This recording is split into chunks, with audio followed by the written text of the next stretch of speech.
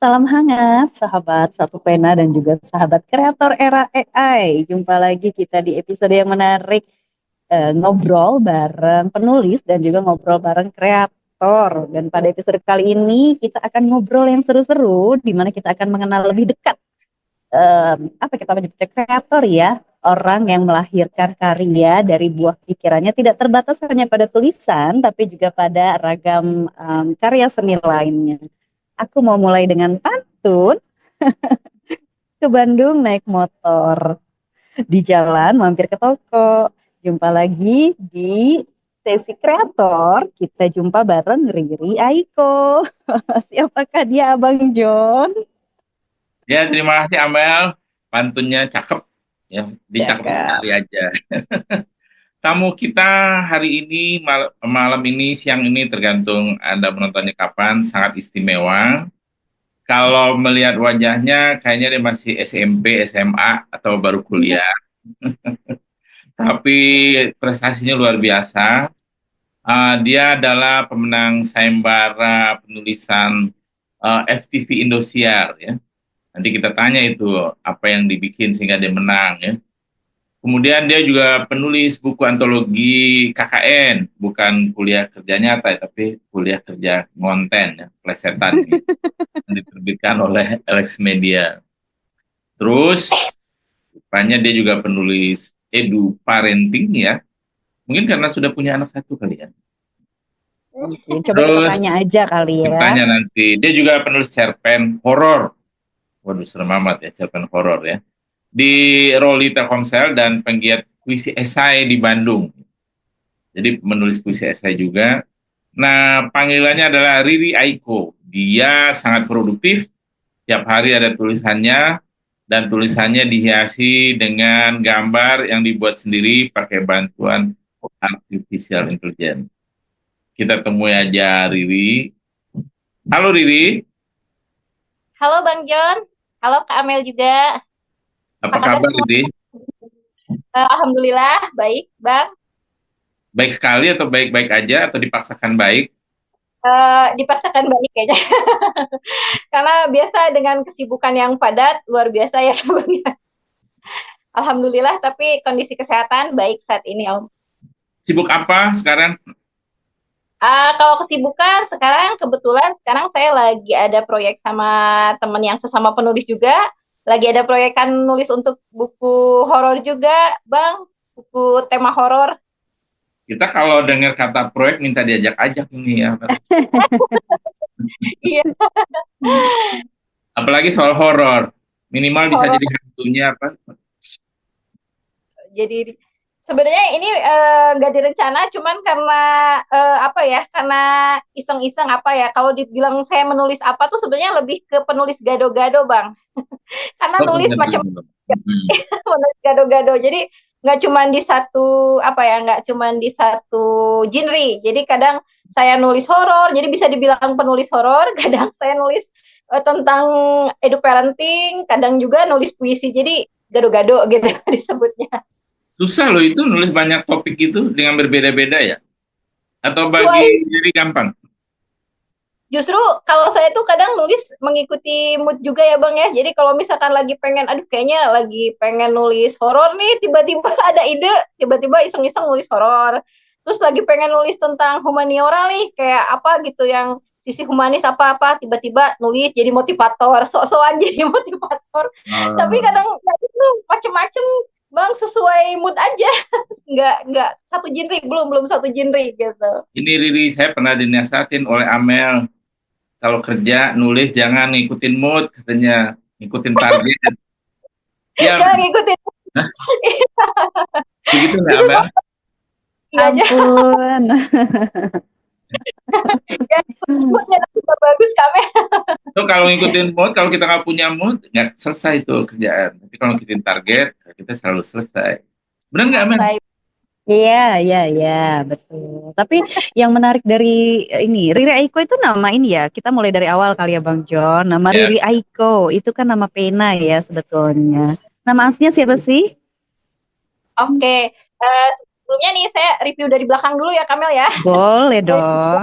sebelum jadi penulis nih, sebelum jadi penulis dulu kan sempat nih waktu pertama kali ini mencintai dunia literasi di awal itu dari awal gitu, dari awal tuh dari ketika saya mau masuk SMA gitu. Nah dari situ tuh udah kayak aduh Lalu jatuh tahun cinta. berapa itu masuk SMA? Aduh saya lupa juga. Saya lupa disebutin, malu juga. Agak lupa juga tahun berapa ya waktu itu. Begitu. Saya agak lupa juga tuh waktu itu. Ya, Saya biar sempat bilang penonton tahu ini kronologi. Saya tahu saat SMA tuh saat AADC sedang hits, aku tahu. Oh, oke. lah seangkatan ADC. Nah, ADC itu ada apa dengan cinta ya? Ya? Iya, ADC. betul. Oh, oke. Ya. Waktu itu saya sudah mulai suka kayak puisi-puisi begitulah. Dulu diawali dari suka puisi. Saya suka banget puisi Djoko Damono yang seperti itulah gitu. Jadi kok saya suka dunia ini, cinta banget dunia ini. Nah, bilang ke almarhum ayah saya dulu sempat bilang, ya kalau kerja di bidang ini jadi apa ya? Nah, gitu sempat ngobrol. Terus kata almarhum ayah saya, oh kalau suka-suka yang begini tuh biasanya nanti jadi penyair katanya dulu. Oh penyair, tapi kita harus pinter kayak merangkai diksi begitu. Nah, cuma ayahnya penyair Riri. Riri ayahnya penyair. Ayah saya guru, almarhum ayah saya guru waktu itu. Guru apa? Guru bahasa Inggris. Bahasa Inggris nggak nyambung. Ya masih dekat lah ya dengan sastra ya. Dekat lah sastra. Dari situ waktu itu saya disuruh kayak ya udah nanti kalau kuliah kamu ngambil sastra aja katanya gitu. Nah ternyata di luar dugaan saya waktu itu sakit sempat. Jadi saya meninggalkan bangku sekolah beberapa tahun karena saya harus berjuang sakit ya, berjuang melawan virus yang harus kayak ini nggak bisa nih. Jadi di situ saya udah benar-benar kayak harus ngubur mimpi saya karena benar-benar harus struggle, harus dengan penyakit saya gitu, harus sehat dulu. Tapi almarhum ayah saya terus memotivasi, kamu bisa sembuh, kamu bisa ini, kok kamu bisa menggapai mimpi kamu. Dari almarhum ayah saya belajar itu. Meskipun waktu itu kondisinya saya tuh tidak memungkinkan untuk sembuh, Bang. Jadi sempat saya kayak dokter itu udah hopeless karena ini penyakit langka juga gitu ya jenisnya, kayak wah ini udah, dan di usia saat itu ketika orang-orang tuh masih mengenyam pendidikan SMA, saya sakit gitu. Sekitar 3 tahun lah. Jadi 3 tahun itu benar-benar kayak ya udah cuman ngurusin sakit, saya ninggalin mimpi di situ. Ninggalin mimpi. Tahu Kak, sakit apa Kak? Boleh tahu sakit apa? Semacam kayak autoimun gitu, menyerang autoimun. Jadi kayak penyakit jenis virus gitu. Menyerang autoimun gitu. Jadi di situ udah divonis dokter kayak sampai 3 kali operasi lah kalau nggak salah ya. Saya 3 kali operasi dalam jangka 3 tahun. Dan benar-benar nggak bisa jalan sama sekali Bang Kak. Jadi benar-benar terbaring gitu. Makanya dari situ tuh yang benar-benar kayak aduh kayaknya saya jauh deh gapai mimpi gimana, untuk sehat aja saya susah gitu. Cuman karena almarhum ayah saya tipenya gitu ya, jadi kayak orang yang selalu memotivasi saya, bisa sembuh, bisa, kamu kan punya mimpi pengen jadi sastrawan dulu ya, cita-cita pengen jadi sastrawan. Jadi saya dari situ benar-benar yang kayak semangat harus sembuh sampai bisa. Akhirnya di luar maksudnya di luar prediksi saya bisa sembuh, bisa jalan lagi. Yang dokter tuh tadinya bilang kayak wah ini udah hopeless, penyakit seperti ini tuh langka sekali untuk bisa kembali sehat. Setelah dokter nggak boleh ngomong begitu, nggak optimis sekali tuh dokter, nggak menyemangatin. Waktu itu saya sempat seperti itu, Bang. Jadi kayak sempat yang dibilang kayak wah udah ini udah kayak susah, sekalipun sembuh kayaknya harus amputasi segala macem lah gitu, kayak udah bikin hopeless. Tapi ayah saya, almarhum ayah saya yang benar-benar kayak struggle yang kayak wah terus memotivasi saya sampai akhirnya di usia saya tuh telat. Jadi saya menyelesaikan pendidikan itu telat. Tapi almarhum ayah saya yang tepat, ayo nggak apa-apa SMA telat, nggak apa-apa gini-gini, yang penting kamu bisa ini mimpi kamu. Nah, selesai dari saya menyelesaikan pendidikan di SMA yang telat itu, saya berusaha saya pengen masuk sastra karena cita-cita ya, ingin sekali jadi penulis, suka banget dengan dunia menulis. Nggak hilang ya, cita-citanya nggak hilang di bawah penyakit ya. Iya, udah menjiwa karena suka banget, Bang. Waktu itu saya iseng-iseng nulis sebuah cerita. Waktu itu sempat yang kebetulan lagi ada lomba di Indosiar untuk menulis skenario FTP. Tahun berapa? 2006 kalau nggak salah. Saya bikin di situ, kata almarhum saya bikin coba-coba iseng. Saya bikin FTP, film televisi ya? Iya, FTP seperti itulah kalau zaman-zaman dulu ya, di tabloid gaul kalau nggak salah dulu saya ikut dan ternyata juara 1 waktu itu, dan difilmkan juga kan, ditayangkan di TV gitu. Wah, penyakit langsung hilang itu ya? ngelihat Iya, karya kita ditayangkan di TV, rasanya gimana itu, Riri? senang, luar biasa senang sekali gitu, makanya kayak aduh saya suka, senang banget. Dari situ saya pengen, ya udah pokoknya ayah pengen jadi penulis, pengen jadi sastrawan, pengen ini karena menang itu ya, karena menang itu bang seneng banget luar biasa. Dari situ apalagi saya waktu itu sempat diterima kerja setelah beres SMA, itu saya langsung bekerja di salah Nah, satu taruh radio di nih Bandung. soal FTV dulu. Mengapa bisa menang? Riri kan pertama kali nulis itu naskah itu, apa naskah. Nggak, saya juga kurang tahu kenapa bisa menang ya, padahal itu pengalaman pertama saya banget. Cuman mungkin Jurinya eh, teman ayah bukan? ya Jurinya teman ayah bukan? bukan. Ayah saya jauh.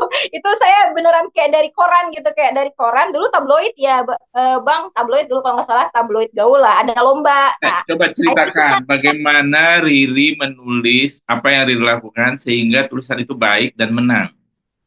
Waktu itu saya nulis berdasar, kalau saya dulu ya, zaman-zaman saya dulu ini mungkin karena saya setelah sakit saya pengen memasukkan kisah perjuangan di situ. Nah, jadi saya memasukkan kisah perjuangan hidup gitu di situ, di cerita itu yang saya dari ibaratnya kalau bahasa ininya mungkin menulisnya dengan hati gitu ya Bang ya. Jadi tiba-tiba mungkin entah menyentuh, entah keberuntungan entah apa, tiba-tiba saya jadi juara satu di situ gitu pas.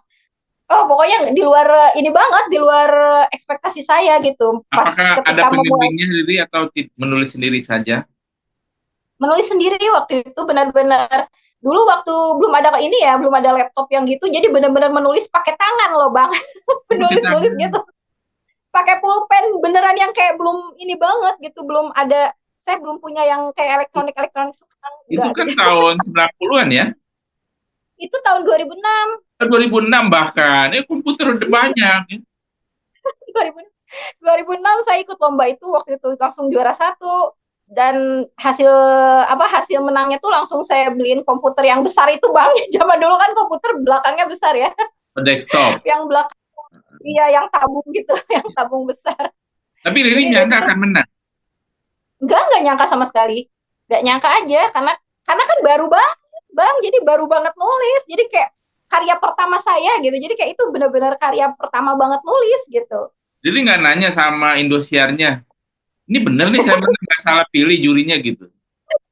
Saya juga mikirnya gitu, apa mungkin mereka salah lihat atau mungkin gimana ya, takutnya begitu ya, takutnya salah atau gimana, keliru sama naskah orang. Iya, jangan-jangan Tapi begitu. iya, alhamdulillah. Tapi Bang, waktu itu saya masih pakai nama Erika waktu itu Bang, masih Mm-mm. pakai, untuk menang lomba itu masih pakai nama lengkap biasa Erika, kan nama asli saya Erika Mustikawati ya Bang ya gitu. Dari situ Hmm. belum sih kayak, oh belum belum pakai nama pena gitu.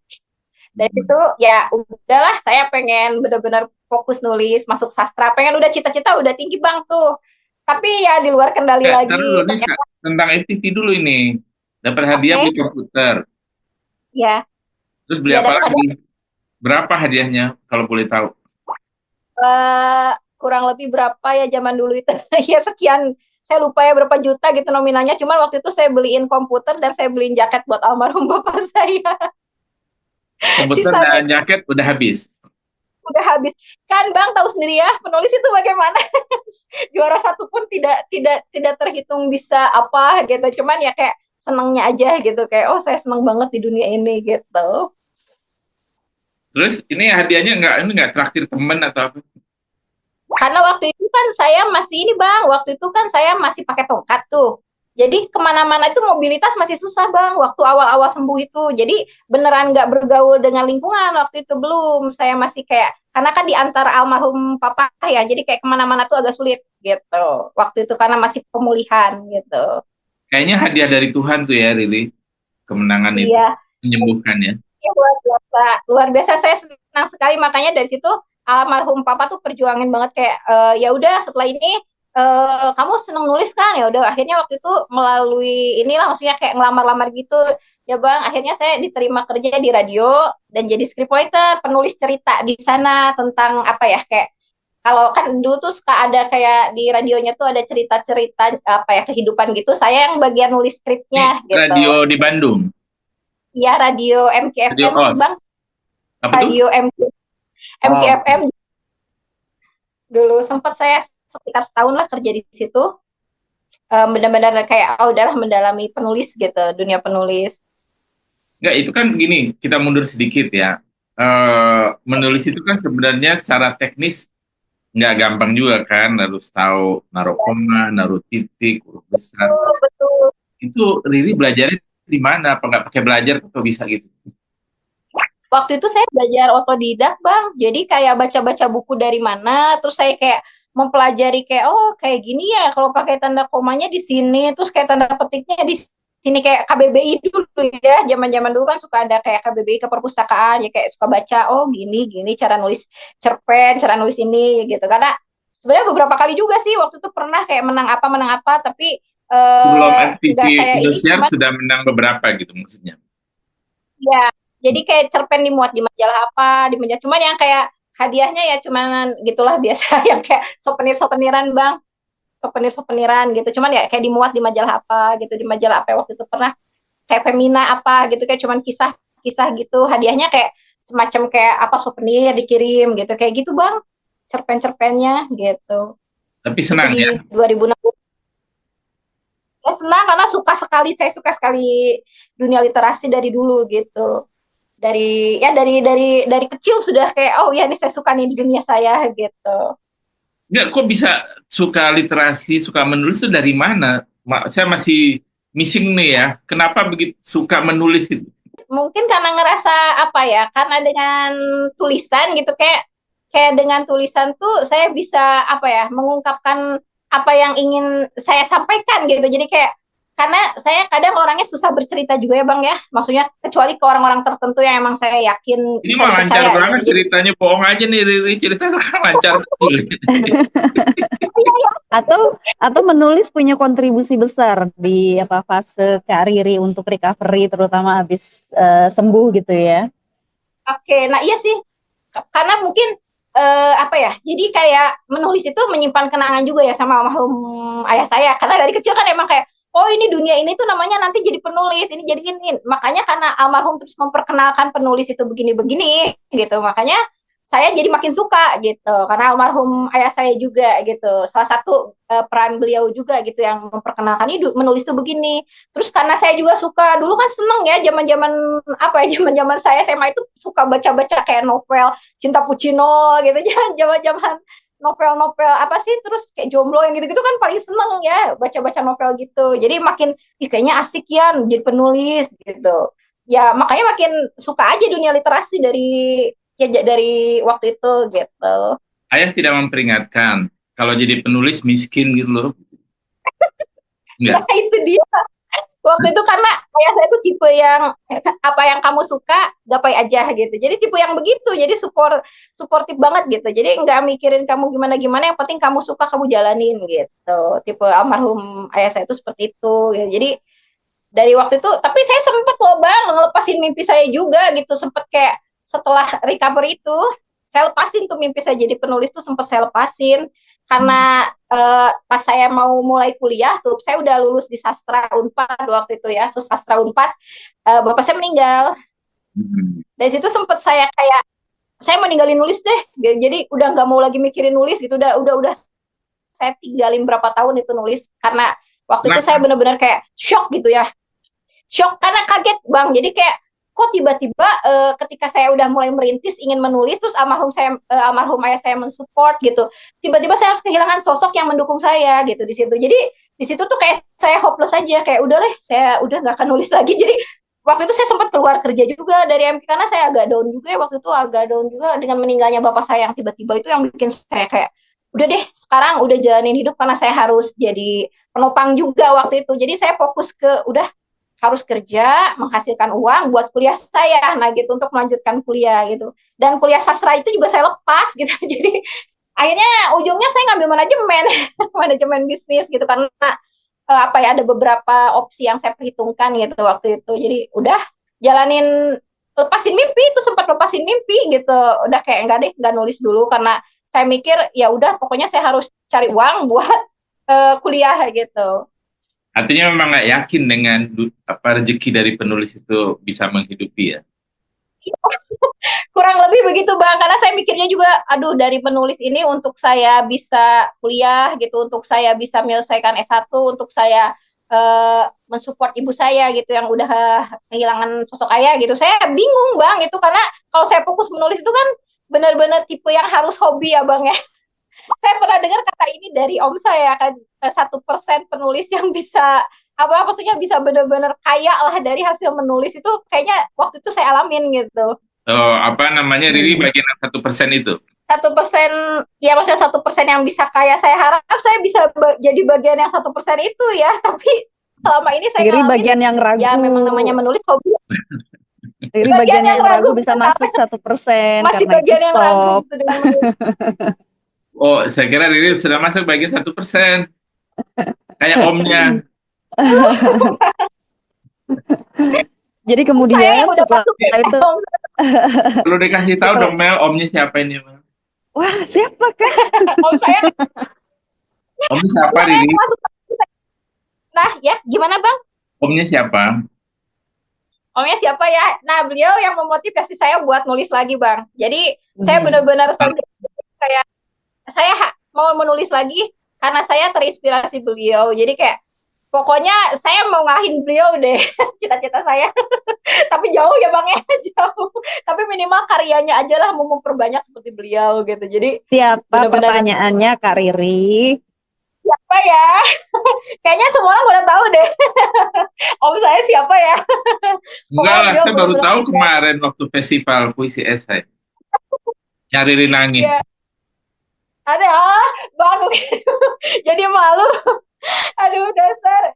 Iya, jadi sebenarnya saya udah tahu beliau itu om saya, cuman waktu itu tuh tante saya tuh tidak bilang kalau om saya itu adalah salah satu orang yang bergerak di penulisan gitu. Jadi keluarga besar gitu hanya tahu beliau itu sosok yang sebuah lembaga gitu, mempunyai sebuah lembaga gitu. Jadi saya tidak tahu semenau sampai tante saya yang menghubungkan, kamu kenapa nulis hanya gitu. Nah, tante saya bilang begitu. Kamu kok nulisnya di blog ini, kenapa tidak bergabung? Kan beliau itu punya satu penulis besar gitu di Indonesia. Saya mikir-mikir, coba saya baca karya-karya beliau waktu itu. Ada beberapa karya beliau yang saya pikir dari hasil orasi saya tonton, dia bilang, luar biasa, ternyata saya punya paman yang sehebat itu ya memotivasi saya untuk kayak, wah ini pokok, di situ saya langsung berapi-apian kayak, pokoknya saya merasa beliau seperti sosok pengganti buat saya ya, sosok pengganti almarhum. Dari motivasi-motivasi beliau yang membuat saya kayak saya harus nerusin mimpi itu gitu, harus nerusin mimpi. Kalau udah lama mimpi itu saya pikir udahlah nulis kayak apa ya, iseng-iseng aja lah, kayak udah jelas gak akan menghasilkan gitu ya kasarnya. Jelas susah gitu untuk saya apa ya kayak untuk kita berkarir, untuk kita bertahan hidup itu agak sulit juga gitu. Makanya tadinya dia tidak prioritas dalam hidup saya Kamel, jadi kayak cuman udah yang penting saya sekarang bisa kerja ini tapi karena mungkin udah jiwa ya udah jiwa saya cinta menulis gitu, cinta literasi, tiba-tiba ketemu om gitu yang dari karya-karya beliau sangat memotivasi saya gitu, jadi saya berpikir kayak saya pengen jadi kayak beliau gitu. Kenapa Riri malu menyebutkan nama omnya? Saya tahu inisialnya DJA. Riri sebut dong.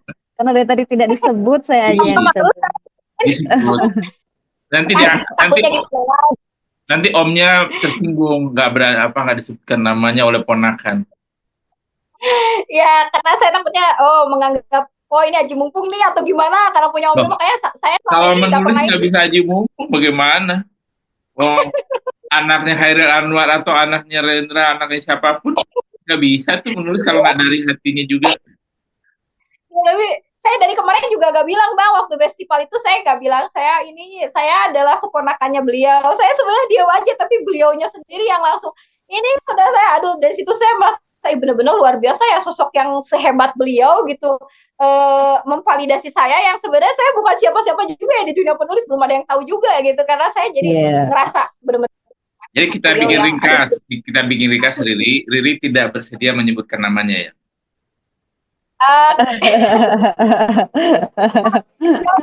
Saya rasa semuanya udah tahu kayaknya beliau siapa ya, orang yang paling menurut saya di dunia literasi. Orang lain tahu namanya belum tersangkut Riri. Saya Ya aja Bang, yang kurang spill lebih kalau gitu. Ya, Amel yang spill. ya, Jadi pamannya Riri Aiko adalah Pak Denny JA. Tapi karena tadi Kak Riri bilang, saya bukan siapa-siapa karena itu di forum ini, yuk kita kasih tahu siapa sih Riri Aiko itu. Nah, tadi belum sampai pada kenapa itu ada nama Riri Aiko. Apa ada hubungannya dengan Jepang-Jepang? Apa kaitannya comebacknya Dikau ke dunia kepenulisan? Atau apakah itu? Nama pena itu muncul bagaimana ceritanya?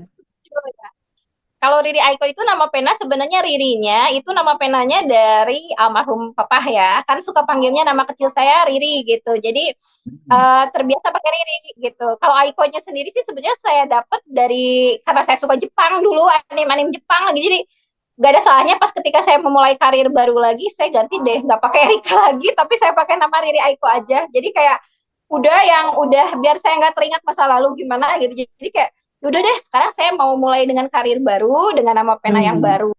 Meskipun di maksudnya di langkah saya yang baru, saya lebih dikenalnya sebenarnya lebih ke penulis horor Kamel. No itu Jadi bagus, sudah ada branding kan? kayaknya sama teman-teman di Alex itu pada taunya, oh Riri, oh iya ya saya tahu yang nulis horor itu ya, yang ini yang Arung Kencana, yang ini, makanya saya agak malu juga ya kalau kayak di suatu forum kayak apa, kalau dikenalin apa penulis horor. Oke, sekarang nama Riri Aiko itu muncul di tahun berapa? Itu sebenarnya waktu saya berkarya di 2000 berapa ya? Kayaknya waktu saya di Kompas deh. Di Kompas berarti sekitar tahun lalu. Di Kompasiana saya pakai nama itu, nama pena itu. Kalau sebelum-sebelumnya kayak Erika gitu, masih kayak Erika aja gitu. Kalau 4 tahun yang lalu saya mulai rutin nulis di blog Kompas, saya pakai nama Riri Aiko gitu. Lalu mulai concernnya di soal horor, begitu cerita horor. Iya, betul. Karena Kenapa kehidupan ini kurang horor kah?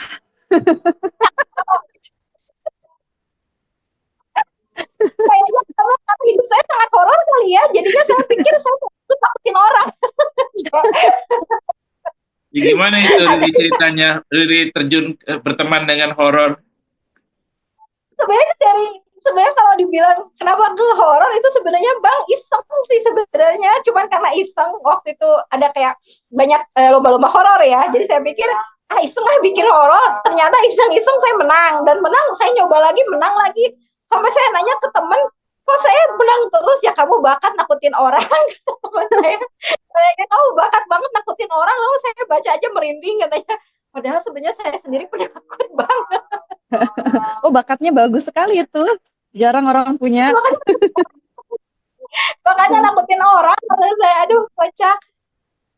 Itu kalau menulis cerita horor gimana prosesnya? Apakah pernah ada referensi pengalaman pribadi atau karena mendengar dari cerita orang lalu di framing sendiri atau gimana tuh biasanya Kak Riri proses kreatifnya? Atau jangan-jangan Riri melihara jin. Kodam ya kodam. Melihara jin jadi punya pengalaman. Iya bisa nanya sama jinnya. Ya, bisa nanya kodam segala macam ya Bang ya. Ada-ada aja. Jadi kalau soal horor mungkin karena waktu itu ya sempat yang dibukukan itu adalah sebenarnya cerita yang saya alami, itu waktu itu sempat saya mengalami waktu saya pindah rumah. Nah itu jadi cerita yang saya masukkan dalam satu buku ya Bang ya, di buku saya yang di Gramet. Nah itu waktu itu sempat menang itu karena memang saya memasukkan cerita yang emang nyata waktu itu, cerita yang nyata. Mungkin pas ketika yang baca mereka bilang, lo ini real banget ya, takutnya gini-gini. Nah dari situ saya ngerasa kayaknya bagus juga nih nulis horor. Akhirnya saya ikut beberapa proyek menulis horor yang ternyata alhamdulillah ternyata dipakai orang juga gitu, saya diapresiasi yang kayak ini bagus nih. Makanya branding yang dibangun saya dengan teman-teman dan yang lain, kalau nulis horor mereka ngasih orderannya ke saya gitu. Kalau ngumpulin ceritanya dari mana, kalau yang ada beberapa pengalaman pribadi yang serem-serem yang saya alamin, saya masukin. Tapi sisanya banyaknya dari temen gitu. Jadi kayak kalau temen curhat, karena kebetulan temen dia sering banget lihat kan gitu, lihat-lihat penampakan-penampakan gitu, saya suka kayak ceritain dong, ceritain, terus saya tambah-tambahin supaya makin horor kata saya gitu. Jadi ada saya satu temen yang emang dia sering banget ngasih cerita horor, jadi saya masukin ke buku gitu Bang. Lalu Riri, saya belum paham ini, bahwa horor itu kisah nyata Riri. Seperti apa sih kisah nyata Riri soal? Nah itu tuh kayak jadi kayak pengalaman pribadi bang. Jadi kayak sebenarnya saya nggak tahu itu gimana ya, karena kalau misalkan dibilang ngelihat enggak, saya harap sih nggak pernah ngelihat ya bang ya, karena takut juga gitu. Nah waktu itu sempet kayak, Ngeliat aduh, apa maksudnya? ngelihat penampakan bang, ngelihat penampakan gitulah gitu. Ya, kalau Kayak penampakan kan jelas, nggak apa-apa dong. Kalau ngeliat setannya kan bukan penampakan, ya. ada di depan kita gitu. Nah itu jangan sampai. Jadi saya cuma ngalamin aja sih Gimana bang. mau lihat? Mungkin setannya udah takut sama kita-kita nih manusia sama Riri. Takutnya udah takut sama saya bang, saya tanya. Ya, jadi Nah, gimana tuh bentuk Riri mengatakan bahwa itu adalah pengalaman pribadi soal horor, itu bentuknya seperti apa? jadi semacam gangguan bang. Jadi kayak waktu itu sempat pas setelah pindah ke rumah nih pernah ngalamin juga. Jadi kayak ada suara-suara nangis malam hari. Nah saya pikir itu tetangga, itu suara anak tetangga. Waktu itu sampai ditelusuri kenapa ya tiap malam banget, terus kayak barang kebanting. Sampai saya ngobrol gitu sama tetangga, ternyata tetangga tidak punya anak kecil gitu. Sempat ngeri kan, itu jadi kayak semacam ngeri, terus kayak gangguan-gangguan yang bikin sampai malam itu susah tidur gitu. Jadi akhirnya saya mutusin pindah dari rumah itu gitu. Dan saya kemas dalam cerita itu di buku yang diterbitkan Kompas gitu. Di situ ya saya tambahin lah bang. Ngelihatnya enggak sih, cuman kayak ngalamin gangguannya aja gitu. Kayak gangguan-gangguan yang ngeri gitu kalau buat saya gitu. Dan ditambahin bumbu gitu supaya kan kalau setannya gak nampak orang nggak seru ya bang ya. Jadi sama saya ditampakin di situ setannya gitu di buku itu. Terus gimana Riri Ditambah-tambahin. visualkan setan di buku itu berdasarkan apa itu? Kan Dari kalau gini Riri, bentar. Kalau di Indonesia setan itu kan serem ya, berdarah-darah, ngesot, pakai pocong. Kalau di Amerika kan setan tuh ganteng kayak Edward gitu kan, dalam film Twilight gitu. Nah setan yang mana yang Riri maksud?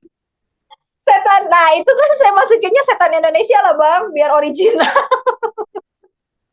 Setan lokal. Saya, ya setan lokal, karena setan lokal biasanya lebih nakutin bang daripada setan interlokal gitu. Jadi lebih vibes seremnya itu lebih berasa gitu bang kalau setan lokal kan. Nah waktu menuliskannya itu Riri nggak takut, kan ngebayangin Iya, seolah-olah kan ya, nggak takut menulis. justru itu saya takut bang. Makanya semua orang sering ketawain saya, kalau yang udah paham ya teman-teman saya tuh suka pada ngetawain. Mereka bilang kamu tuh penakut tapi nulis hantu katanya. Nah itu makanya saya juga kocaknya saya di situ. Kalau saya lagi ada proyekan itu pasti saya ketakutan sendiri sih sebenarnya. Jadi karena tiap nulis itu pasti saya aduh takut sendiri, aduh takut ini gimana, aduh takut. Tapi harus deadline nih, harus beres gitu. Makanya sebenarnya kalau dibilang gak takut mustahil, saya tuh tak penakut juga bang orangnya gitu ya. Tapi karena mungkin saya juga suka nonton film-film yang kayak oh ya maksudnya kayak film-film horor gitu, kayak film-film ini yang kalau lagi ditayang di bioskop gitu, jadi saya masukkan itu di situ gitu, di cerita juga saya gabungkan gitu, kurang lebih gitu bang kalau pengalaman menulis horor. Jadi bukan karena Hmm. tapi justru penakut kami justru penakut nulis horor. Tapi justru Jadi jarang ya rasanya orang yang menulis horor konsisten ya, Kak Riri ya. ya. Ya. Jadi branding itu lekat pada dirimu. Iya, jadi mau mau merubah branding itu agak susah kali ya Kak ya. Karena sekarang mereka, karena teman yang circle saya di penulis di Bandung itu sudah lekat, mereka tuh tahu saya menulis horor. Makanya ketika saya mencoba kembali ke puisi gitu ya. Sekarang saya lagi pengen iseng-iseng nih pelajari tentang puisi esai. Hmm. Wah, Kak, diketawain. Karena mereka pada ketawa, karena mereka tahu loh kok bisa-bisanya yang nakutin orang tiba-tiba romantis. Mereka udah ketawain. Tiba-tiba jadi manis katanya. Menarik nih. Kayak kita harus belajar Abang John Iya, ini menulis horor sama Kak Riri. Penulis Tapi iya. horor. Kak Riri tuh di bio Instagramnya menyebut dirimu sebagai seorang penulis, writer, ghostwriter, content writer. Tiga itu adalah penulis begitu ya, tapi tidak menyebutkan dirimu sebagai pendidik. Apakah sekarang sudah mendedikasikan diri untuk menjadi penulis? Oh pendidik, oh iya ya bener ya pendidik. Ya karena sekarang mungkin saya rubah, awalnya sih ya gitu, kayak pendidik. Mungkin karena sekarang saya lagi seneng pengen kembali fokus menulis ya Kamel. Jadi sebenarnya jam ngajar saya sekarang ada beberapa yang saya pangkas juga karena saya lagi pengen kayak udahlah saya pengen kembali menulis gitu, lagi senang di sini gitu, lagi pengen kembali berkarya gitu. Tapi kalau sih Kak Mel, untuk mengajar saya masih tiap hari ada beberapa jadwal mengajar juga, cuman karena dunianya ini, jadi itu saya jadiin pekerjaan, ini saya jadiin hobi, kayaknya begitu ya. Ya, betul. Tapi apakah sekarang fokus ke apa? Masih tetap konsisten menulis cerita horor atau mulai ke ranah yang lain nih, Kak Riri? Selain puisi esai ya? Kalau menulis kayaknya saya lagi nyusun 2 buku ya Kamel. Kalau horor karena memang udah proyek. Kalau horor karena memang proyekan dari Alex kemarin, saya ada 1 buku yang harus saya selesaikan, itu masih dalam ongoing lah gitu, masih nulis-nulis horor. Tapi kalau yang lain yang ingin saya bikin itu tentang ya motivasi sih, buku motivasi itu masih nyusun ya. Nyusun untuk masih lagi pengen nyoba di situ gitu, lagi pengen nyoba untuk bikin motivasi, buku motivasi gitu. Karir itu dari tadi ngomong, iya proyek menulis, berarti apakah boleh saya simpulkan bahwa sebetulnya dari dunia tulis menulis nih, Kak Riri secara ekonomi sudah dapat impact yang menuju 1% tadi, 1% penulis yang bisa berdaya dengan karyanya, begitu. Mudah-mudahan saya harap ya bisa jadi bagian yang 1% itu ya Kak. Mudah-mudahan. Kalau saat ini kayaknya masih melihat masih jauh ya, masih jauh ya, masih jauh. Tapi saya selama saya kayak saya enjoy menjalani ya saya jalani aja sih, kayak ya udahlah. Cuman untuk mungkin saat ini masih dalam fase ragu ya. Kalau ini apakah bisa saya jadikan pekerjaan, saya sendiri masih bertanya-tanya sampai sekarang apakah ini bisa dijadikan pekerjaan gitu, atau setidaknya setidaknya mengganti tenaga kerja kita. Maksudnya kayak menulis ini saya masih ragu sih. Cuman sekarang saya menulisnya lebih ke kayak begini aja deh. Kalau misalkan apa yang kita tulis bisa jadi manfaat untuk orang lain, kenapa enggak gitu. Ya sudahlah, makanya saya meneruskan apa yang saya tulis gitu. Karena kalau untuk saya ekspektasinya ke kayak aduh saya pengen menjadi penulis kan nih, pengen dapat sesuatu dari menulis, kayaknya agak gimana ya. Entah kapan mungkin bisa ya kayak sampai tahap itu, tapi saya juga nggak tahu kapan gitu. Cuman saya lebih ke niatnya seperti itu aja sekarang. Jadi apa yang saya tulis, semoga gitu, karya-karya apa yang saya bikin ini suatu saat itu bisa menjadi manfaat untuk orang lain gitu. Apa yang mirip sama Onya nih, menulis untuk berderma berarti. Kurang lebih begitulah Kamel, makanya ya begitu aja. Kalau untuk menulis untuk dapat ini kayaknya agak saya juga agak apa ya, nggak tahu kapan gitu ya, untuk benar-benar kayak benar-benar itu masih tahap saya juga mikir-mikir gitu. Tadi kan Riri bilang dapat proyek dari Alex. Proyek itu artinya kan rezeki ya? Iya. Dibayar di depan. Itu sistemnya kayak buku royalti Bang. Jadi kalau misalkan kita bukunya ini baru royaltinya muncul. Seperti itulah penulis kalau yang di penerbit itu seperti itu. Kalau yang di penerbit mayor gitu. Jadi bukan langsung dibeli kayak yang kalau yang kemarin lomba ya saya dibeli gitu. Terus kayak proyek saya di Roli itu saya dibeli gitu. Itu alhamdulillah sih Bang ya. Meskipun angkanya sebenarnya masih jauh dari apa ya? Dari kata apa ya? Apresiasi sebagai penulis masih agak jauh lah Bang gitu. Tapi Riri harus tahu bahwa nggak banyak yang dapat kesempatan seperti itu, cuma Riri doang yang setahu saya sekarang ini. Yang lain alhamdulillah tidak. Iya betul.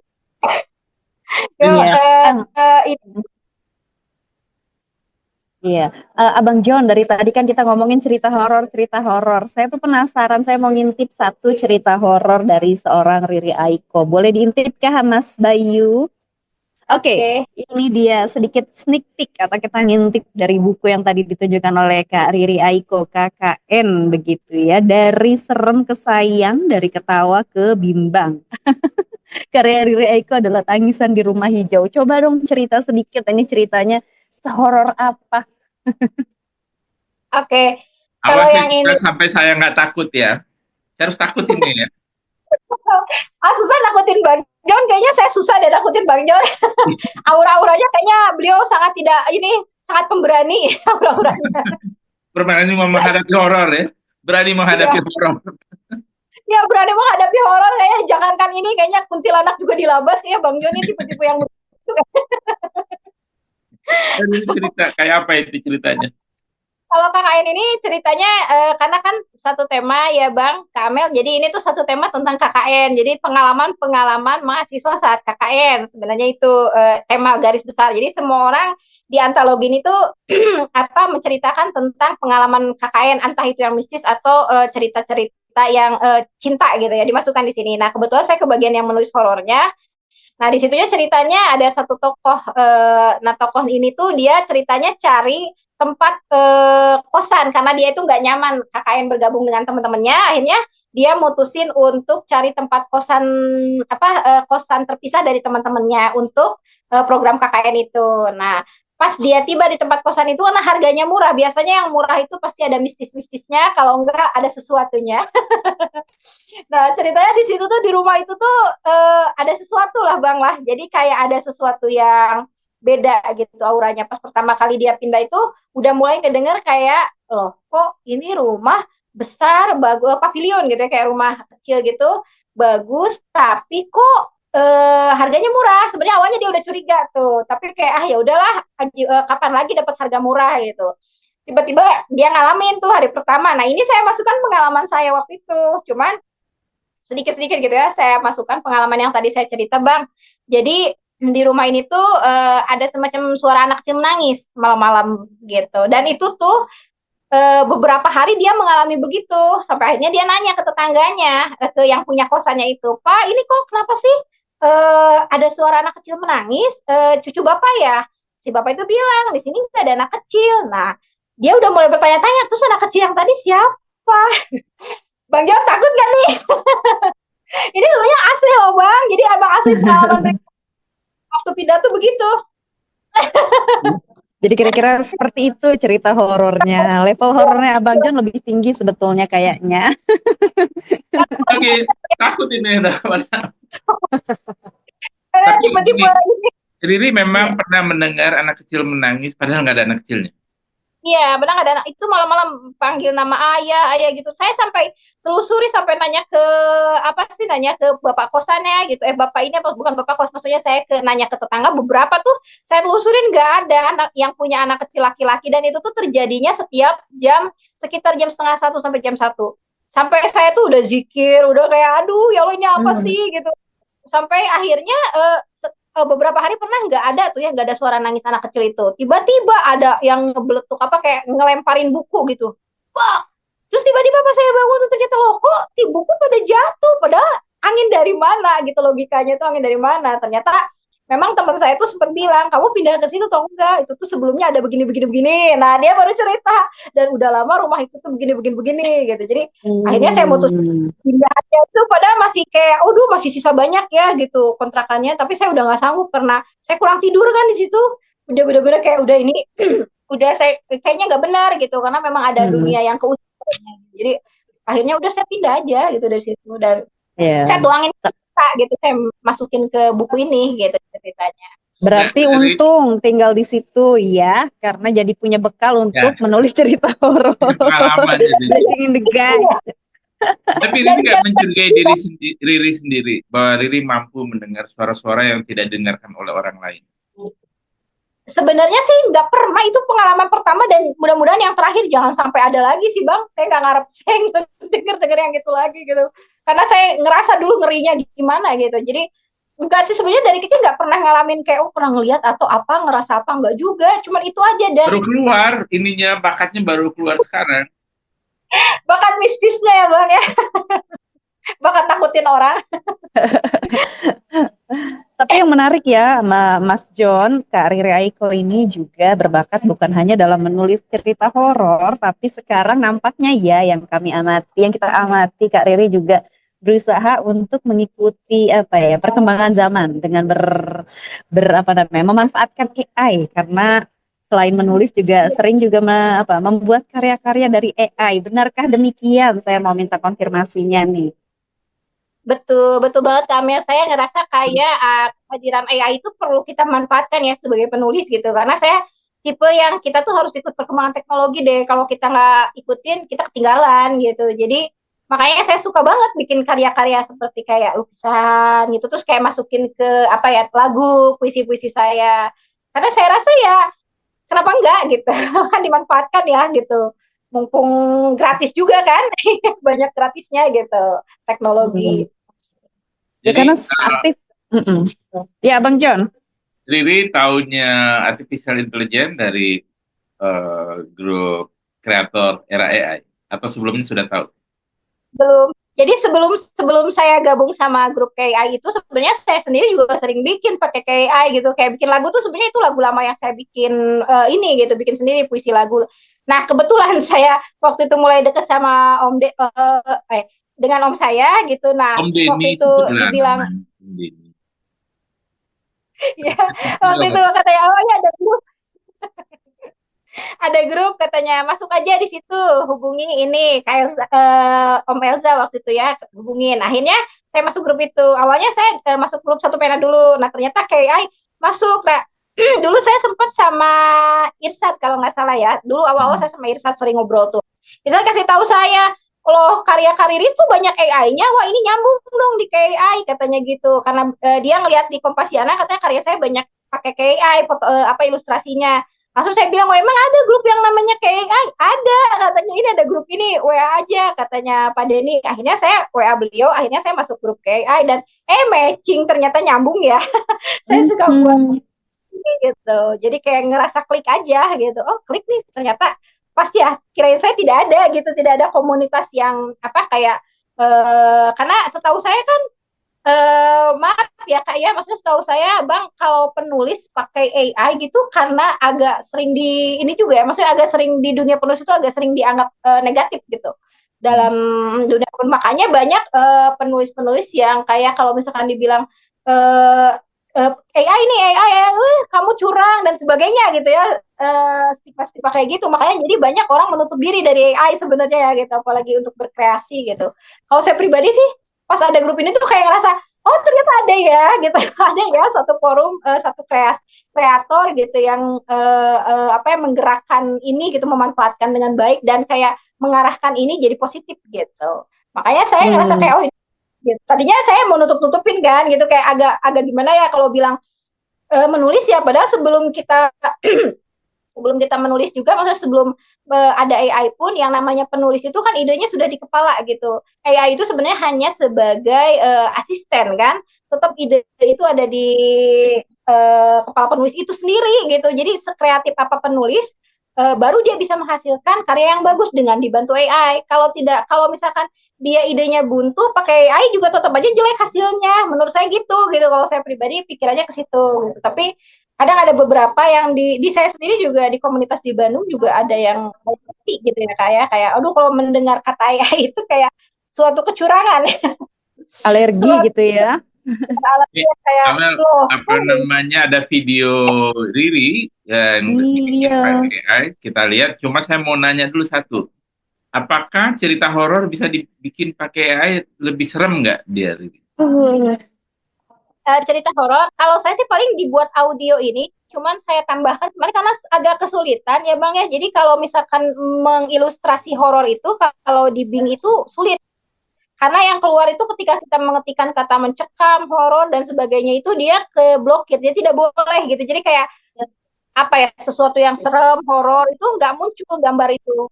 Mungkin harus pakai sajen dulu kali. Supaya AI-nya mau. Ya supaya AI-nya mau. Tapi kalau untuk menciptakan adegan kayak di misalkan pengembangan kayak tulisan, tolong buat tulisan misalkan lebih deskripsi, lebih horor. Nah itu dia bisa membantu Bang, bisa dia pakai ini. Tapi kalau gambar enggak, kayaknya kurang. Jadi bingung horor itu kayak apa? Jangan-jangan yang muncul Edward yang pakai jas. Pernah buat horor di yang kayak di Bing itu yang keluarnya Casper Bang. Oh, kayak gitu, iya. Itu terlalu lucu untuk jadi hantu sih. Cari AI lokal yang nggak terhubung dengan dunia barat. Pasti kuntilanak, gitu, suster ngesot. Suster ngesot, iya bener. Aduh. Tapi penasaran deh. Ya, kita, penasaran karyanya Kak Riri yang pakai AI itu kayak gimana sih? ayo tolong dong Eh, videonya, guys. Bandung, aroma mantis gerimis membawa kenangan manis tentang sejuknya alam, syahdunya angin menyusul.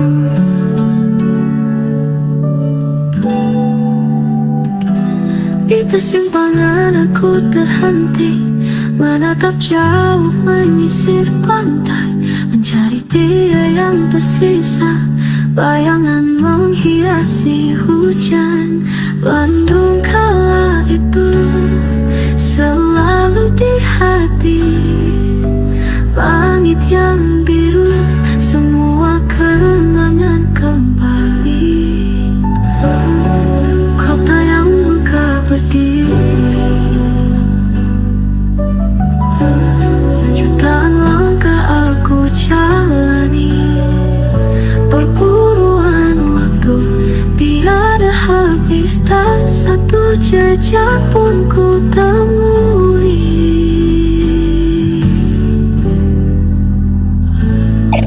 Bandung kala itu Kali ya, guys. selalu di hati. Seru deh, itu puisi yang dimusikalisasi, dibuat lagu atau bagaimana tuh? Gimana iya, kayaknya itu, Riri? itu puisi, Bang. Jadi sebenarnya lirik puisi awalnya. Nah, lirik puisi saya iseng-iseng tuh karena kan sebenarnya penggunaan Suno AI ya. Suno AI itu sebenarnya kalau harus kita pas kayak gini loh, maksudnya kayak musiknya kalau kita basically tidak mengerti kayak oh ini pakai apa nih jenis pop, jenis apa. Jadi kayak kalau campur-campur tetap aja makanya balik lagi kayak menulis ya kalau kita tidak paham tetap aja hasilnya itu nggak akan enak gitu didengar. Makanya waktu itu saya bikin itu tuh dengan bantuan temen yang paham musik juga gitu. Jadi gimana nih ditambahin apa, tambahin apa. Nah, akhirnya dia bantuin, oh ini pakai ini, ininya ini, tambahin ini. Coba itu beberapa kali sih saya pakai Suno itu pas nggak enak, nggak enak. Nah, akhirnya pas nemu yang itu ternyata ya lumayan lah ya, lumayan enak didengar juga gitu. Dan teman-teman juga malah kadang ada yang kayak minta juga kayak ini lagunya enak ya, ya. Saya share ke teman juga gitu. Kalau untuk video klipnya itu jelas saya pakai AI semua. Saya gabung-gabung jadi kayak sebuah video klip kayaknya unik deh kayak makanya itu gabungan semua bener-bener hasil AI banget itu. Semua dari video klip, lagu, kecuali lirik. Kalau lirik itu saya yang buat. Nggak dibantuin AI? Kalau lirik enggak, lirik kan beneran kreasi kayak oh ya udah pengen kata-kata lagi pengen bikin lagu tentang Bandung waktu itu. Sebenarnya ada yang satu lagi yang lagu tentang Palestina saya bikin juga waktu itu dibantu AI juga dan ternyata hasilnya kalau kita apa ya kayak oh ini musiknya tambahin apa ternyata AI keren ya. Maksudnya bisa bikin lagu jadi kayak bagus gitu enak didengar. Kayak gitu, Bang. Udah berapa lagu yang Riri bikin? Sejauh ini sih ada banyak ya. Cuman yang menurut saya itu pas itu yang saya upload di IG aja itu Bang dua gitu. Sebenarnya ada banyak beberapa, cuman yang kayak ini nggak enak kan? Karena kadang saya suka share di teman juga kan. Ini enak nggak? Ini enak nggak? Terus kata teman nggak, itu kayak robot nyanyinya. Terus kayak ini nggak enak ini. Nah kebetulan yang beneran yang saya share itu biasanya karya yang saya share itu yang benar-benar teman-teman udah testimoni teman-teman itu kayak, oh ini bagus, enak. Nah, akhirnya sering saya post gitu. Jadi Terus coba coba. explore terus ya Kak Riri ya. Kalau sesuai Iya. selera banyak orang baru saya masukin. Sesuai selera banyak orang kayak oh ya udah sampai itu aja yang Bandung itu teman saya sampai hafal juga itu lagunya yang Bandung Romantis Gerimis makanya kok tahu sih lagu itu padahal bikinnya maksudnya iseng-iseng pakai iya soalnya enak juga ya lagu itu kayak kalau dipakai-pakai iseng gitu. Jadi Kan cerita horor ya lagunya ya? oh enggak lagu horor banget. Kan kata saya tadi saya penulis gado-gado jadi bisa kesini macem-macem. Terus itu tadi kan Riri bilang videonya juga dari AI ya? Ya. Itu kalau bikin video begitu apakah utuh dari AI atau Riri mengeditnya dengan aplikasi di luar AI? Bagaimana bikin video? Iya, kalau itu saya kayak pakai AI itu kan AI itu ada satu AI yang nah itu waktu itu kan ada satu AI yang dia bisa bikin gambar bergerak apa namanya apa ya generator video AI gitu apa ya. Jadi saya ambil gambar dulu, bikin gambar dulu itu beberapa kali tahap. Waktu itu kalau nggak salah itu yang dilombakan di AI deh. waktu itu ya, pernah ada lomba, tapi nggak menang. Padahal saya import banget waktu itu, saya plot satu-satu bang. Jadi satu-satu kayak, oh udah saya bikin gambar dulu. Setelah bikin gambar, tahapnya saya masukin ke generator video AI supaya gambar AI itu bergerak. Jadi bisa dia kayak ada pergerakan kayak tadi yang pakai payung itu loh bang. Jadi kayak jalan kaki sih yang. Oh, gambarnya ini gambar diam tadinya, still foto ya? Iya, gambar Oke. diam saya masukin ke aplikasi, bukan aplikasi, ada yang AI bisa bergerak itu nggak salah namanya generator AI gitu ya. Generator, Nah ya. saya masukin ke situ, terus jadi bergerak si gambarnya, tapi hanya sepersekian detik lah pergerakannya itu. Jadi kayak seolah-olah kayak payungnya jalan, apa sih, orangnya jalan sambil pegang payung gitu. Nah, saya save lagi berikutnya, gambar berikutnya supaya orang kayak nengok ke pinggir bang gimana, terus kayak kasih efek apa gitu, masukin satu-satu. Setelah satu-satu saya edit di Canva. Setelah kumpul gambar semua itu saya edit di Canva, kasih filter dikit, udah kasih tulisan gitu kayak tulisan-tulisan kan pakai aplikasi Canva, beberapa aplikasi sih waktu itu, sama tulisan editannya gitu. Dan setelah pas saya masukin lagunya gitu. Jadi benar-benar AI banget itu. AI banget itu. Udah dapat duit belum dari AI? Belum bang. Dari AI belum bang. Dari nulis doang ya sekarang. Tapi Doang, terus gitu. mengeksplor ya. Tidak apa-apa, nggak apa-apa Kak Mel. Yang penting berkarya dulu aja. Nanti Iya, yang penting berkarya, menginspirasi banyak orang. Karena kurang lebih juga beberapa saya share juga, ternyata ada beberapa yang kayak sengaja wapri ya ke saya. Saya jadi, karena saya mungkin karena saya beberapa bulan ini agak konsisten nge-share karya ya Kak ya di KI Mm-mm. sama, ternyata beberapa orang yang di media online menghubungi saya untuk jadi kontributor, katanya ya udah jadi kontributor ya, soalnya saya lihat karyanya bagus, terus kayak konsisten nulis gini-gini. Ya ini baru mulai lagi sih sebenarnya gitu, tapi alhamdulillah sih Kak bisa kasih manfaat buat orang. Saya Apresiasinya tinggi ya. betul sekali Gimana gitu. Riri cara menjaga konstan menulis setiap hari, bahkan sehari 2 kali kadang-kadang ya? Konferensi pers saja Riri tulis. Bagaimana itu menjaga semangat menulis seperti itu? eh Menjaganya gimana ya? Mungkin karena sebenarnya saya tipe orangnya dari dulu begitu sih Bang. Jadi tipe orangnya kalau pengen sesuatu saya terus melakukan gitu sampai benar-benar kayak oh ya udah. Jadi memacu diri, intinya memacu diri kayak haruslah minimal sehari satu gitu, minimal sehari. Nah karena beberapa bulan terakhir ini saya emang lagi semangat pengen kayak udah saya pengen benar-benar mendalami ini. Dan alhamdulillah kan ada AI juga, jadi terbantu. Jadi ide-ide kita kan lebih mudah dituangkan gitu Bang ya. Karena saya kadang di otak kebanyakan ide juga Bang. Jadi kebanyakan kadang kalau lagi diem aja nih ide muncul terus gitu. Jadi akhirnya ya udah, daripada muncul nggak jelas lebih baik tuangkan. Muncul terus Udah kayak ide-ide horor kayak, dia muncul terus ya.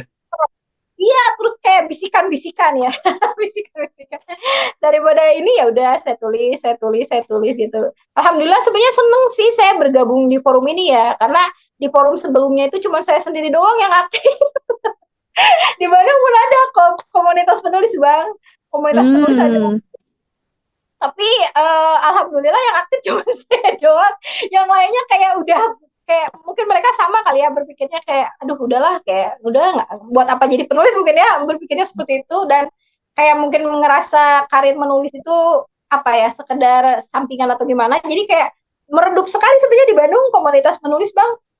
Kurang lebih makanya pas ketemu komunitas yang anggap satu pena Jakarta ya Bang ya, saya ngerasa kayak terpacu di situ gitu. Jadi kayak nah harusnya saya di sini dari dulu gitu.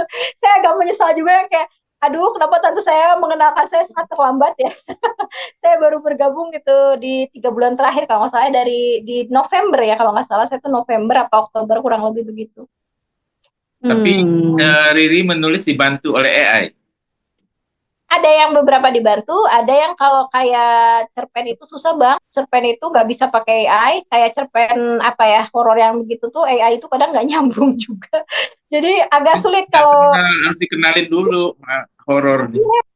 harus kenalan dulu kayaknya mereka tuh, karena banyak kayak ini konten melanggar ketentuan lah. Kan kadang kalau cerita horor Bang harus nakutin Bang, harus berdarah-darah, harus apa. Nah, itu tuh kadang kalau AI itu dia selalu ngedetek duluan. Jadi konten melanggar Oh. kebijakan Ya kalau gitu gitu. jangan pakai Bing sensitif, pakai ChatGPT. Itu ChatGPT Bang. Itu ChatGPT. Iya pakai ChatGPT. ChatGPT begitu keluarnya. Kecuali kalau untuk kayak yang lain lah ya, kayak tulisan-tulisan yang lain sih, kayak dia lebih mudah gitu, kayak menuangkan oh ini. Cuman kadang tetap harus ada sentuhan manusia karena kadang suka gak nyambung dikit ya bang ya, kadang keluarnya tidak 100%. Jadi tetap kitanya harus kayak, oh ini dibenerin, jangan gini, ini benerin kayak gitu. Pengeditan lagi gitu. Berapa persen Mantap. yang Riri perbaiki? Kalau kita menulis pakai AI, Paling sekitar 30% bang, oh, 30%-an. Nggak banyak minim. Setidaknya karena udah sering ini, jadi kayak dia pun sudah memahami saya, maksud saya. Jadi dia udah paham nih, oh dia udah paham nih. algoritmanya udah paham dia ya. Udah dia belum, awal-awal enggak bang, awal-awal ribut terus nih sama si AI, asisten nggak ngerti-ngerti, maksud saya begini loh, berapa kali ini gagal, tapi karena mungkin udah mengerti, oh gaya tulisan saya pengennya begini, saya pengennya menulis tentang ini, nah dia udah paham sendiri sekarang, jadi nggak terlalu banyak inilah editan gitu. Jadi nggak perlu diomelin lagi ya. Asisten udah sekarang bang, udah pengalaman. Amel, waktu kita tinggal sedikit kita membicarakan soal puisi ya. Boleh. Seorang Eh, Riri Aiko dan puisi. Gimana ya, Bang John? bagaimana Riri? Apakah Riri aktif juga menulis puisi sejak kapan? Kalau menulis puisi udah lama bang, saya suka nulis puisi kan. Kata saya pertama kali saya suka dunia literasi itu dari puisi, puisi-puisinya seperti Djoko Damono Tadi. yang kayak gitu. Iya. Itu Riri Jadi paham waktu itu, waktu SD apa SMP SMA ya bacanya itu? waktu itu dari SMA kelas 1 deh kayaknya, saya baca-baca Paham puisi. puisinya Sapardi soal hujan bulan Juni atau Ya, apa? nah itu puisi pertama yang saya suka bang, waktu itu puisi pertama yang saya suka. Dari situ saya pikir ini apa ya, kok bagus ya diksinya, seneng kayak zaman-zaman inilah, zaman-zaman ABG gitu kan ya, kayak aduh menyentuh banget ya, gini gitu. Nah, Awal menurut puisi saya saya suka. apakah Riri memahami teks hujan bulan Juni itu secara penuh seperti sekarang ini sejak Kalau dulu sih, SMK sudah SMP sudah paham gitu maksud saya.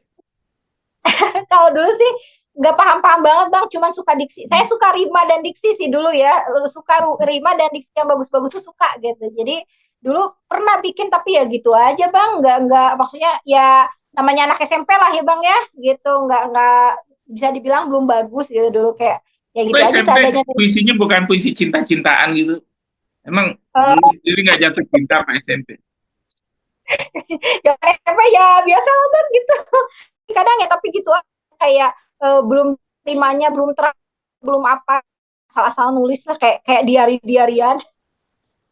Belum bagus. Nah, terus Riri menulis puisi sekarang. Lagi belajar bang, sebenarnya kalau bisa dibilang menulis masih belajar. Saya sebenarnya masih kayak nanya-nanya juga ke yang udah senior ya gitu, kayak gimana sih esai, soalnya sebenarnya buat saya agak baru juga ya bang ya, genre ini masih masih kayak bingung. Ntar apa bedanya puisi sama puisi esai? Sebenarnya kemarin baru saya dapat di festival gitu. Oh puisi esai seperti ini, ternyata benar-benar luar biasa ya gitu Om Denny, kayak mengangkat satu genre yang bagus banget gitu, kayak mengangkat isu-isu yang sebenarnya terkubur, tapi dengan puisi esai dia jadi kayak orang tahu, oh ada ya kasus begini, oh ada, jadi luar biasa, benar-benar beliau ini banget gitu. Jadi kayak dari situ benar ya, kok bisa ada orang kepikiran bikin seperti itu gitu, bikin tulisan seperti itu. Makanya saya belajar di situ, belajar juga, sering nanya-nanya juga gitu ke teman-teman yang udah senior gitu ya di satu pena, masih bikin puisi esai harus. Nah, saya sering konsultasi dengan dia gitu. Gimana ini nulisnya gini, salah nggak sih? Jadi nulisnya gini, lagi nyobain nih katanya. Oh ini kurang, harus pakai catatan kaki, harus pakai ini. Oh gitu. Jadi masih belajar bang. Sebenarnya belum disebut bagus banget ya, masih belajar. Masih bagus ke Amel tuh, puisinya keren banget tuh puisi esainya. Ya belajar Terima maka apa? kasih, terharu deh aku. Tapi Riri juga seorang penulis yang luar biasa Bang John. Paling tidak sebelum bergabung dengan Yes. Puisi Esai pun sudah banyak karyanya. Bahkan sudah masuk Indosiar. Saya belum pernah tuh ke Indosiar atau FTV. Luar biasa. Oke. Tapi jadi penasaran bagaimana sih Riri Aiko itu membaca puisi ya? Lalu Dan Mel, ini sebelum baca puisi satu pertanyaan. boleh Abang John. Di festival ini Riri kan baca puisi, ya kan duduk di belakang saya itu kan, saya gelisah banget marah-marah melulu ya. Riri sama ibunya waktu itu ya. Bukan, itu tante saya bang. Tante. Kok kayaknya Ya, gelisah banget, jadi kenapa kenapa begitu gelisah jadi sampai menangis gitu? nah waktu itu tuh kan saya waktu pertama pengen ikut festival nih Bang ya, dari pertama pengen ikut festival tuh kayak pengen, karena dikasih tahu katanya nih nanti ada loh di Desember itu festival. Waktu itu tuh festival apa, puisi esai. Nah di situ itu saya sempat WA Om, saya boleh nggak ikut partisipasi karena saya seneng banget pengen ikut di sini berkontribusi. Nah Om bilang langsung menghubungi Bupatin waktu itu. Dikasihlah saya tugas, katanya harus ini baca puisi nih. Sebenarnya pengalaman pertama banget ya Bang ya. Aduh kok saya tiba-tiba disuruh baca puisi dan saya tuh nggak ada background baca puisi Bang. Adanya cuma kayak nulis puisi, baca nggak pernah gitu. Oh, Jadi oke. latihannya tuh benar-benar dari effort banget tuh, dari sebulan tuh kayak nanya ke sini. Sampai saya menghubungi penulis puisi itu, saya tanya, Bu Denok ya waktu itu, Bunda Denok, saya udah bagus belum cara bacanya? Harus seperti apa Bunda Denok? Gini-gini. Sampai saya benar-benar yang effort banget. Nah, waktu itu saya udah ketakutan, aduh saya takut gini, saya lihat waktu, pas lihat waktu kan tante saya nyenggol gini, udah kita pulang aja yuk, waktu itu udah, soalnya ini udah jamnya mepet-mepet juga katanya, bukan pulang maksudnya kayak wah udah mepet nih jamnya gitu.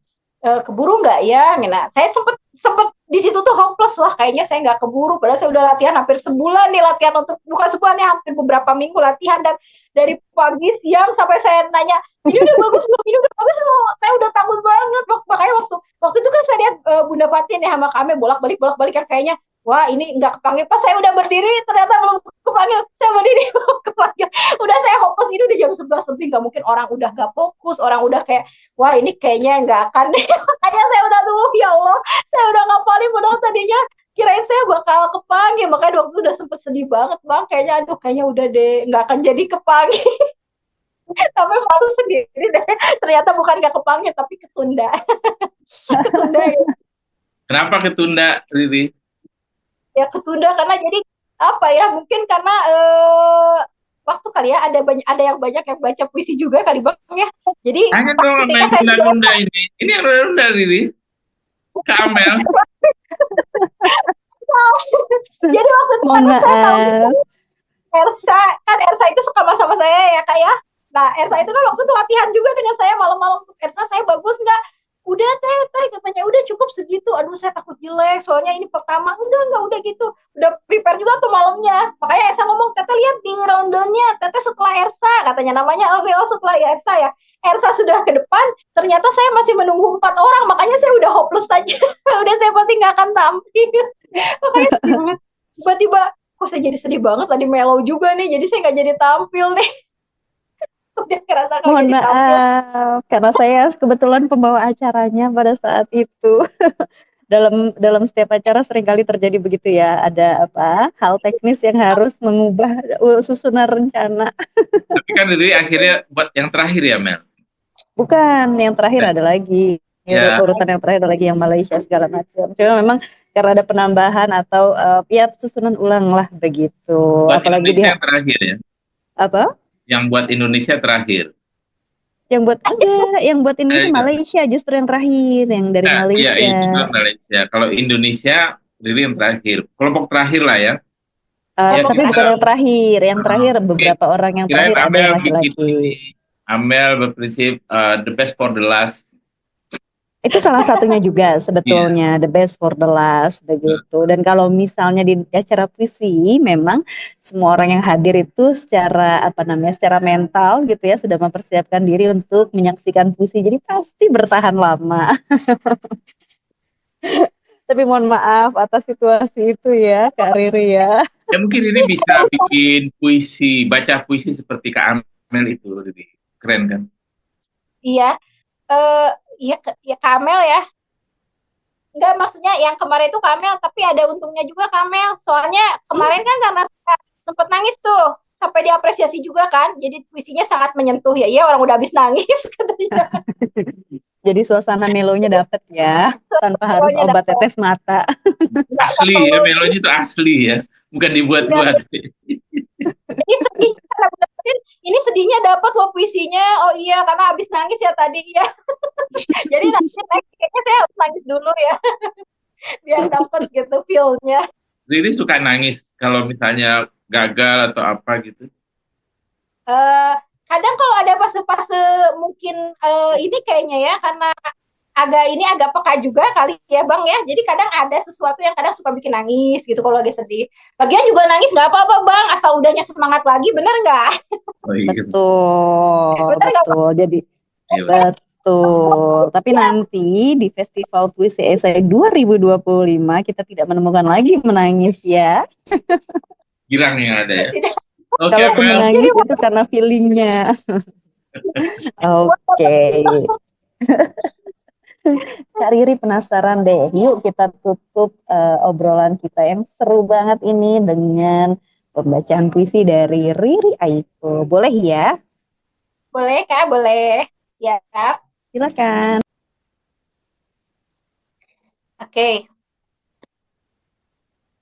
Sebuah puisi esai mini yang saya angkat dari kisah seorang ayah di Sulawesi Selatan yang terpaksa membawa pulang jasad anaknya sejauh 90 km dengan motor karena beliau tidak mampu membayar ambulans.